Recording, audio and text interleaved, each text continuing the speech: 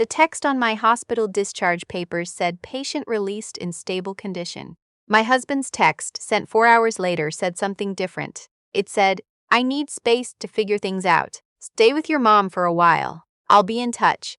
That was it. No call, no explanation. Just 11 words delivered to a woman who had spent the last 6 hours in a surgical recovery room, unable to sit up without gripping the bed rail. I had lost the baby at 22 weeks. Not a miscarriage. A delivery. They made me hold her. Nurses said it would help later. I didn't know what later meant at the time. I didn't know much of anything. I just remember the weight of her, how impossibly small she was, how she had his nose and my chin, and how none of it was fair. And then he left. Not right away. He drove me to my mother's house in Dayton. Helped carry my bag to the door. He hugged my mother and said, "Take care of her," like he was dropping me off for a spa weekend. I watched him from the front window. He didn't look back at the house once. My mother didn't say anything. She just made chamomile tea and sat across from me at the kitchen table until 2 in the morning. That's the thing about my mother. She always knows when words are useless. I want to be honest with you about something, right now, before I go any further. I did not handle this gracefully. I didn't have some quiet dignity in those first weeks. I cried in the shower until the water ran cold. I ate cereal for dinner 6 nights in a row because opening the refrigerator and actually cooking felt like too many decisions. I called his number twice, and both times it went to voicemail, and both the times I hung up without saying anything, and then felt pathetic for having called at all. What I also did, because I am my mother's daughter, and my mother is nothing if not practical, was make an appointment with a family law attorney in Columbus. Not because I wanted a divorce. I want to be clear about that too. I think part of me was still hoping he'd pull up to my mother's curb, walk to the door, and have some explanation that made all of this make sense. People do terrible things when they're grieving. I knew that. I was willing to believe that. But my mother sat me down on day 9 and said, "You need to know where you stand legally. That's not giving up, that's just knowing." So I went. The attorney was a woman in her late 50s with reading glasses on a chain and a box of tissues on the corner of her desk that I suspected had been placed there deliberately. She walked me through everything calmly. Separation agreements, asset division, grief. As a mitigating factor in contested divorce proceedings, she didn't push me toward anything. She just laid it all out, the way you'd spread a map on a table and say, "Here are the roads. You pick." I signed nothing that day, but I left feeling less like I was drowning and more like I was standing on uncertain ground, which is at least still ground. He called 3 weeks later, said he needed time, said the loss had broken something in him that he didn't know how to fix, said he wasn't sure he could be the husband I needed right now. I asked him if he was coming back.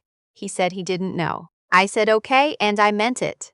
Not the way people mean okay when they mean fine, do whatever you want. I meant it, the way you mean it when you've just made a quiet decision that you haven't announced to anyone yet, not even yourself. We had been married 4 years. We had met in grad school. I was finishing a master's in urban planning. He was in his 2nd year of law school. He was funny and sharp, and he made me feel like the most interesting person in whatever room we were in. His family had money. Not in an obvious way, not a flashy way, but in the way where the house his parents owned in Westerville had a name. Not an address. A name. Cedarfield, like it was an estate, like it had seen enough generations to deserve its own identity. His father, my father-in-law, had built a regional construction and development company from a single contracting license he'd gotten at 24. By the time I married into the family, it had grown into something with 40 employees and 7 figures in annual revenue.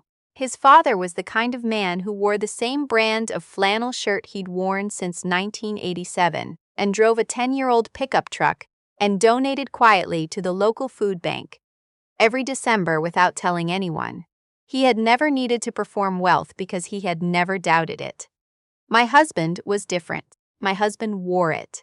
The first time I met my father-in-law, he shook my hand and said, "I hear you study cities. Tell me something about Columbus I don't know." And I did. I told him about a redevelopment corridor on the east side that most people had written off, and why the infrastructure data said otherwise. He listened the whole time. Not the way people listen when they're waiting for you to finish. The way people listen when they're actually storing what you're saying. I think about that first meeting a lot now. After my husband's call, I made a list. I'm a planner. I make lists the way other people breathe. The list had 2 columns. On the left, reasons to wait. On the right, things I could control regardless of what he decided. The right column was longer. I started by going back to work. I'd taken family medical leave, and I had 6 more weeks available. But being in my mother's house with nothing to do except grieve and scroll, my phone was making everything worse. My supervisor was understanding. She gave me a project that required a lot of data analysis and not a lot of interaction, which was exactly what I needed. Something to solve. Something where the inputs led to predictable outputs. I also quietly started talking to my father-in-law. This is the part I know some people will judge. I've thought about how to explain it, and I keep coming back to the same thing. It wasn't strategy at the start. It was loneliness, and it was grief, and it was the fact that he called me. He called me 6 weeks after I moved to my mother's, left a voicemail, said he'd heard what happened, meaning all of it, not just the loss, but the leaving, and that he was sorry. Said I didn't need to call back if I didn't want to. Said he just wanted me to know that what his son had done was not something he could defend. I called back. We talked for almost 2 hours that first time. About the baby. I told him her name, the one I'd given her in the hospital. The one that wasn't on any paperwork but existed in me. He didn't flinch or change the subject the way so many people did. He asked what she looked like. I told him. He was quiet for a moment, and then he said, "She was real. Don't let anyone make you feel like she wasn't." I cried for about 10 minutes straight, and he stayed on the line. After that, we talked every couple of weeks. Then every week. He was dealing with some challenges in the business. One of his project managers had left, and there were some zoning complications on a development in Delaware County that he was trying to navigate. I had opinions. He asked for them. I started reviewing documents he'd send over, just casually. Just because the problems were interesting, and I was good at reading land use data. My husband didn't know we were talking. I didn't hide it deliberately. At first, it just didn't come up because my husband and I were barely speaking. By month 4, I had filed for legal separation, not divorce. Separation. My attorney explained the difference. In Ohio, it meant we were still legally married, but living apart with defined rights and protections. It meant I wasn't walking away, but I wasn't standing in a burning building waiting either. He responded through his own attorney, which told me everything I needed to know about how much he wanted to work through this. My mother-in-law called when she found out. She was civil but cold. She said she hoped I would reconsider. She said her son was going through something. I told her I understood that, and that I was also going through something, and that so far only one of us had shown up for the other one. She didn't have a response to that. My father-in-law, when I told him what I'd filed, said, "I think you did the right thing. I think you've been doing the right thing this whole time and nobody's noticed." I noticed that he said nobody. Not just my husband. Nobody. The work with his company became more formal around month 6. He brought me on as a paid consultant for the Delaware County project. I was still employed full-time, but the consulting work was a separate contract and I was good at it. I understood zoning boards and public comment periods, and how to read an environmental impact report without falling asleep. He paid me fairly. More than fairly. And he always introduced me to his colleagues as my daughter-in-law, who is significantly smarter than my son ever gave her credit for. He said it like a joke. It landed differently every time. I want to tell you something about my father-in-law that I think gets missed in how people typically talk about situations like mine. He was not a lonely old man being manipulated by a younger woman. He was sharp. He had built something real from nothing, and he had 40 years of reading people to draw on. He didn't trust easily. He had a business attorney and a personal attorney and a financial advisor he'd used since 1994, and he consulted all 3 of them regularly. He was not naive. He chose to include me. Repeatedly. Deliberately. With full information. I think what happened between us was simpler than anyone wants to believe. He had a son who'd turned out to be a disappointment, and he had a daughter-in-law who'd turned out to be something else entirely. He had been watching for years. The loss of the baby and the way his son had responded to it had only clarified what he already suspected. Month 9. My husband called. Not through the attorney, himself. He said he'd been in therapy. He said he understood now that he had shut down after the loss and that he had externalized his grief by running. He used a lot of therapy language. He said he wanted to try again. He asked if I would be willing to come home. I asked him where home was. He said our apartment. We still co-owned it. I had not been back since the night he drove me to my mother's. I told him I needed to think. I didn't tell him I had spent the last 9 months rebuilding something that had nothing to do with him. I didn't tell him that I had a consulting contract and savings I had moved into an individual account and a relationship with his father that had become one of the most meaningful of my adult life. I didn't tell him any of that. I just said I needed to think. I called my father-in-law that evening. He already knew his son had reached out. He said, he called me too, told me he was trying to repair things with you. He paused. I told him it might be too late. I asked why he said that. He said, because I've watched you for 9 months. You haven't been waiting for him. You've been building something. People who are building something rarely want to go back to what they had before. He wasn't wrong. I also want to be honest. I was not entirely without conflict about this. There were nights in those months where I missed my husband. The version of him I had married. The sharp, funny man who made me feel seen. Grief had cracked us both open. The difference was what we'd done with what spilled out. I had gone to therapy too. My therapist is a woman in her 40s with an office near the short north and a very direct conversational style.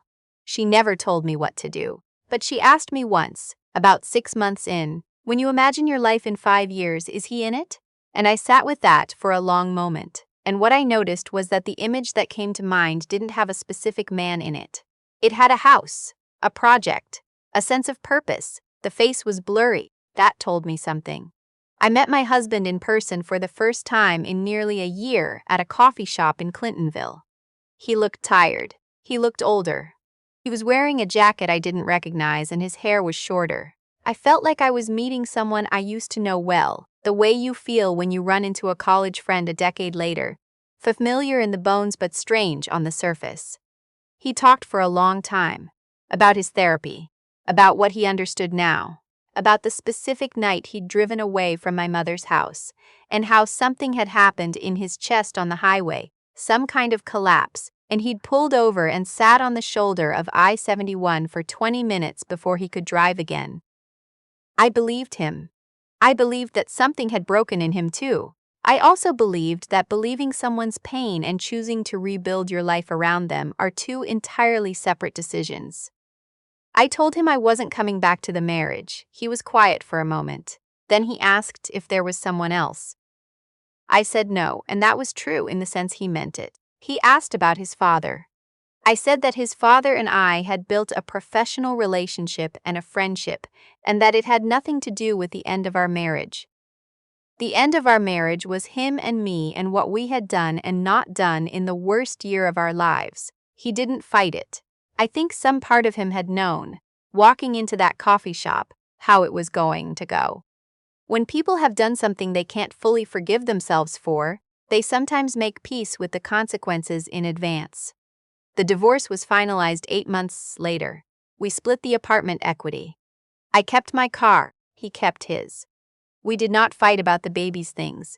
The small box I had assembled in the hospital, the footprints on cardstock, the single photograph. He never asked for any of it. I think it hurt him too much to look at. What happened after is, I know, the part that's hardest to explain. My father-in-law had a health event about 2 months after the divorce was final. Not a heart attack, an arrhythmia that put him in the hospital for 4 days and scared everyone badly.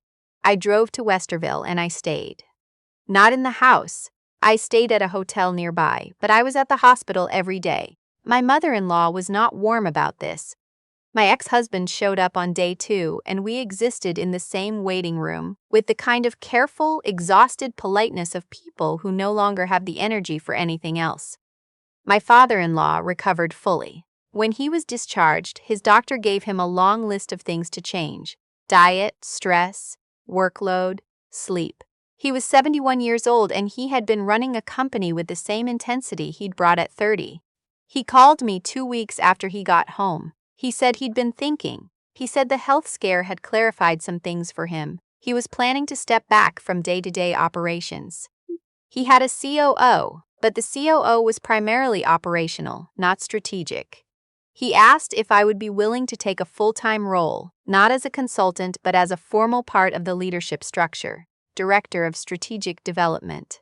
A salary that made me sit down. I asked him why me. He said, "Because you understand what I built and you understand why it matters and you don't need to perform for anyone. Those 3 things together are rarer than you'd think." I took 2 weeks to think about it. I talked to my therapist. I talked to my mother. I talked to my own attorney, who reviewed the employment contract. I said yes. That was 4 years ago. I'm 32 now. I have an office on the 4th floor of the Worthington building, with a window that looks out over a parking lot, which I find oddly grounding. The company has grown. We broke into a new market in Cincinnati last year and we're looking at a development partnership in Pittsburgh. I manage a team of 6. I report to my father-in-law, who now comes in 3 days a week and trusts me with the other 2. My ex-husband is a partner at a mid-size firm in Columbus. We are not friends, but we are not enemies. We ran into each other at a mutual friend's birthday party last spring, and we talked for about 10 minutes about nothing in particular, and it was fine. It was genuinely fine. I don't think either of us expected that. His father and I have never been romantic. I know that's what people assume. I know it's the easier story to tell, the one with a cleaner dramatic logic. But the truth is simpler and, I think, more interesting. We were 2 people who found each other at the worst points of our respective grief. Him losing faith in his son, me losing everything I thought my life was going to be, and we built something out of the rubble. His mother still doesn't like me. She's cordial now, because she's a practical woman, but she's cordial the way a cold morning is cordial. Technically acceptable but not welcoming. I've made my peace with that. What I have not made peace with, and what I think about more than I'd admit in most company, is my daughter, the one who weighed 1 pound 3 ounces and had her father's nose and my chin and lived for 47 minutes. I think about who she would have been. I think about it when I drive through the Delaware County corridor I helped develop, watching the new mixed-use housing go up on land that used to be a brownfield. I think about it when I'm in a meeting and I say something and I see the people around the table write it down. I think she would have had a mother who figured it out. I think she still does. I think maybe that's the only answer I'm ever going to get, and maybe it's enough. Some people are going to hear this story and they're going to say I calculated every move, that I used grief as a ladder, that I leveraged a relationship with an older man to get ahead after my marriage fell apart. I've heard versions of that. I've heard it from people who weren't in that hospital room. I've heard it from people who have never sat with a loss so specific that it has a name that isn't on any legal document. So let me say this clearly. I did not plan my way into the worst year of my life. What I did was refuse to let the worst year of my life plan me. There is a difference. It took me a long time to stop needing other people to see it. I don't need that anymore. The parking lot outside my window is full today. It's a Tuesday in March, and the last of the winter slush is draining away from the edges of the asphalt.